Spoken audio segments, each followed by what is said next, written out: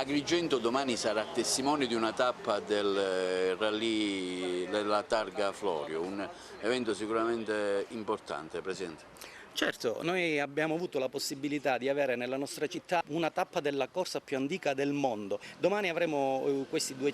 oltre 200 equipaggi che parteciperanno alla Targa Florio, tra cui oltre 50 Ferrari, che faranno sosta presso la Valle dei Templi per andare a visitare quella che è le nostre bellezze monumentali della nostra città. Poi successivamente si recheranno alle ore 15:30 in via Atenea, dove ci sarà una tappa di regolarità, una prova di regolarità della gara, e credo che questo sia un grande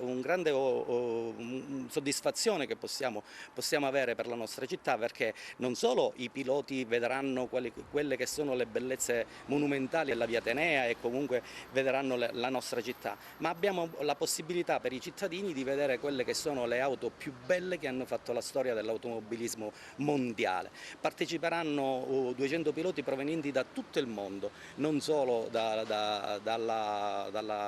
Germania, non solo ma verranno anche dal Giappone, dall'Australia e dall'America. Questo è molto importante perché è un mezzo di veicolazione per la nostra cultura e le nostre bellezze monumentali. Successivamente, il giorno 14, colgo l'occasione per invitare tutti a un corso di sicurezza stradale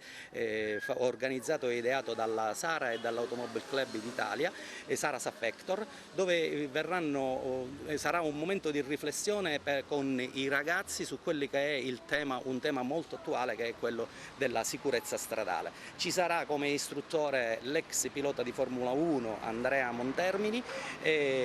attuale collaudatore della Ferrari, che cercherà di impartire quelle che sono le nozioni soprattutto su quello che riguarda la distrazione della guida, che oggi purtroppo gli incidenti stradali per il 95% dei casi è causato dal fattore umano, cioè dalla distrazione di guida e per un 5% solo dalla deficienza del mezzo. Noi vogliamo trasmettere un motto, che è quello che sia in pista che sulla strada vincono le regole. Non è vero che in pista i piloti possono fare quello che vogliono, è pur vero che hanno delle velocità e non rispettano il limite di velocità, perché altrimenti non potrebbero vincere la gara, però è pur vero che anche non rispettando il limite di velocità, ma rispettano tantissime regole, primo perché vengono esclusi e secondo perché potrebbero farsi male loro oppure far male agli altri. Questo è l'obiettivo che noi stiamo cercando di trasmettere in via di prevenzione, perché siamo convinti